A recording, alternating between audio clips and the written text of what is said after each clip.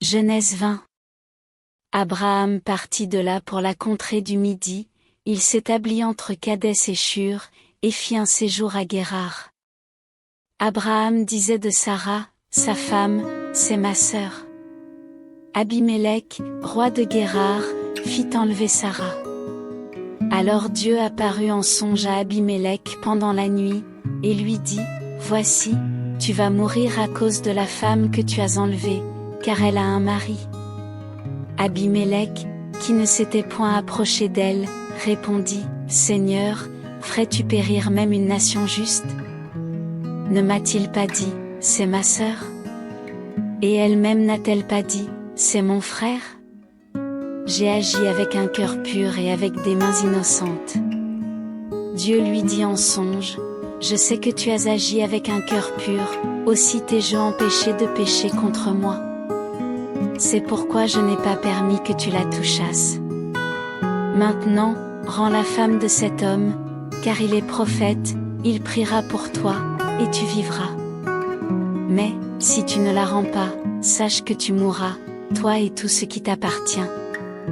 Abimélec se leva de bon matin, il appela tous ses serviteurs, et leur rapporta toutes ces choses, et ces gens furent saisis d'une grande frayeur. Abimélec appela aussi Abraham, et lui dit, qu'est-ce que tu nous as fait? Et en quoi t'ai-je offensé, que tu aies fait venir sur moi et sur mon royaume un si grand péché? Tu as commis à mon égard des actes qui ne doivent pas se commettre. Et Abimélec dit à Abraham, quelle intention avais-tu pour agir de la sorte? Abraham répondit, je me disais qu'il n'y avait sans doute aucune crainte de Dieu dans ce pays, et que l'on me tuerait à cause de ma femme. De plus, il est vrai qu'elle est ma sœur, fille de mon père, seulement, elle n'est pas fille de ma mère, et elle est devenue ma femme. Lorsque Dieu me fit errer loin de la maison de mon père, je dis à Sarah, voici la grâce que tu me feras, dans tous les lieux où nous irons, dis de moi, c'est mon frère. Abimélec prit des brebis et des bœufs, des serviteurs et des servantes, et les donna à Abraham, et il lui rendit Sarah, sa femme. Abimélec dit, voici, mon pays est devant toi, demeure où il te plaira. Et il dit à Sarah, voici, je donne à ton frère 1000 pièces d'argent, cela te sera un voile sur les yeux pour tous ceux qui sont avec toi, et auprès de tous tu seras justifié. Abraham pria Dieu, et Dieu guérit Abimélec, sa femme et ses servantes, et elles purent enfanter. Car l'Éternel avait frappé de stérilité toute la maison d'Abimélec, à cause de Sarah, femme d'Abraham.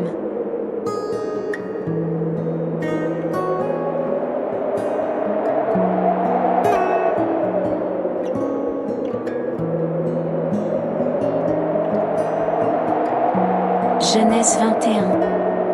L'Éternel se souvint de ce qu'il avait dit à Sarah, et l'Éternel accomplit pour Sarah ce qu'il avait promis. Sarah devint enceinte, et elle enfanta un fils à Abraham dans sa vieillesse, au temps fixé dont Dieu lui avait parlé. Abraham donna le nom d'Isaac au fils qui lui était né, que Sarah lui avait enfanté.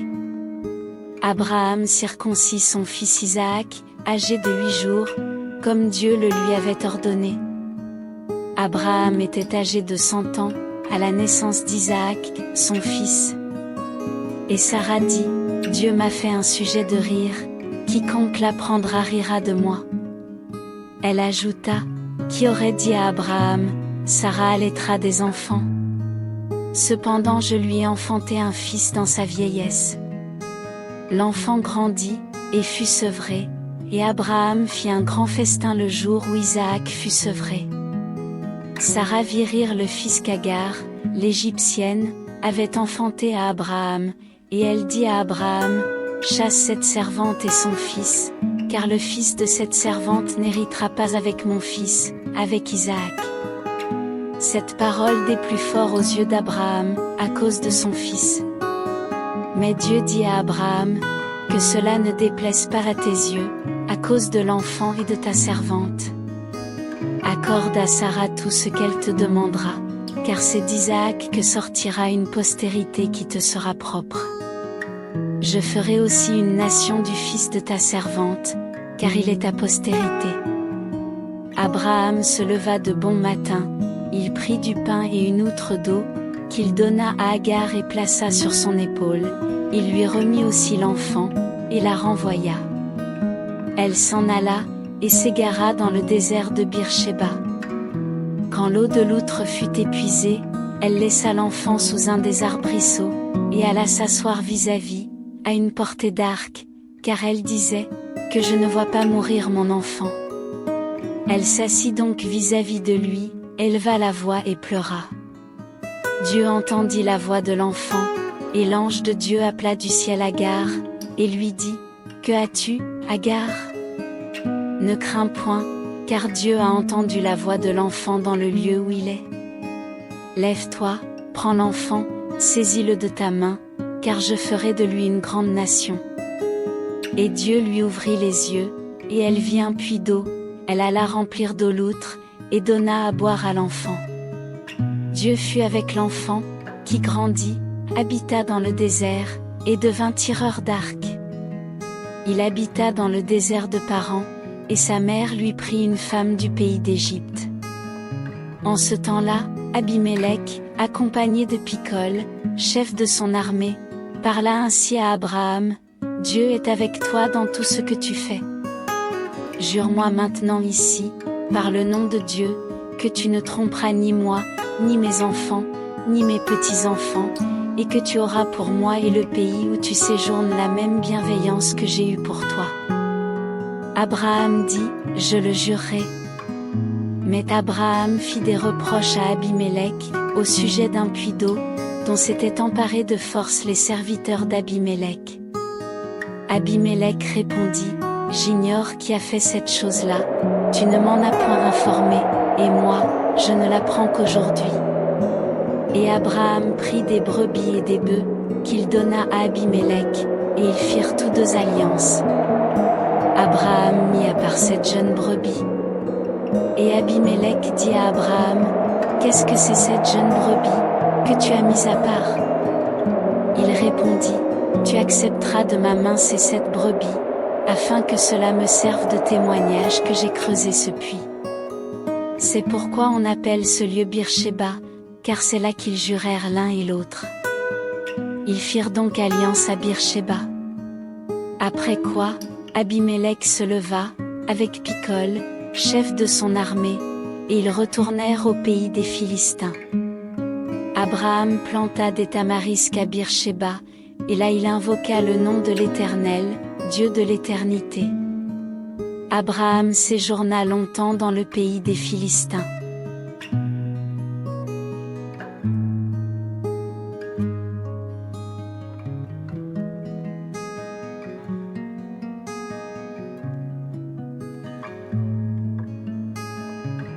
Genèse 22. Après ces choses, Dieu mit Abraham à l'épreuve, et lui dit, « Abraham » Et il répondit, « Me voici. » Dieu dit, « Prends ton fils, ton unique, celui que tu aimes, Isaac, va-t'en au pays de Morija, et là offre-le en holocauste sur l'une des montagnes que je te dirai. » Abraham se leva de bon matin, sella son âne, et prit avec lui 2 serviteurs et son fils Isaac. Il fendit du bois pour l'holocauste, et partit pour aller au lieu que Dieu lui avait dit. Le 3e jour, Abraham, levant les yeux, vit le lieu de loin. Et Abraham dit à ses serviteurs, « Restez ici avec l'âne, moi et le jeune homme, nous irons jusque-là pour adorer, et nous reviendrons auprès de vous. » Abraham prit le bois pour l'holocauste, le chargea sur son fils Isaac, et porta dans sa main le feu et le couteau. Et ils marchèrent tous deux ensemble. Alors Isaac, parlant à Abraham, son père, dit, « Mon père. » Et il répondit, « Me voici, mon fils. » Isaac reprit, « Voici le feu et le bois, mais où est l'agneau pour l'holocauste ?» Abraham répondit, « Mon fils, Dieu se pourvoira lui-même de l'agneau pour l'holocauste. » Et ils marchèrent tous deux ensemble. Lorsqu'ils furent arrivés au lieu que Dieu lui avait dit, Abraham y éleva un autel, et rangea le bois. Il lia son fils Isaac, et le mit sur l'autel, par-dessus le bois. Puis Abraham étendit la main, et prit le couteau, pour égorger son fils. Alors l'ange de l'Éternel l'appela des cieux, et dit, Abraham, Abraham. Et il répondit, Me voici. L'ange dit, N'avance pas ta main sur l'enfant, et ne lui fais rien, car je sais maintenant que tu crains Dieu, et que tu ne m'as pas refusé ton fils, ton unique. Abraham leva les yeux, et vit derrière lui un bélier retenu dans un buisson par les cornes, et Abraham alla prendre le bélier, et l'offrit en holocauste à la place de son fils. Abraham donna à ce lieu le nom de Jéhovah-Jireh.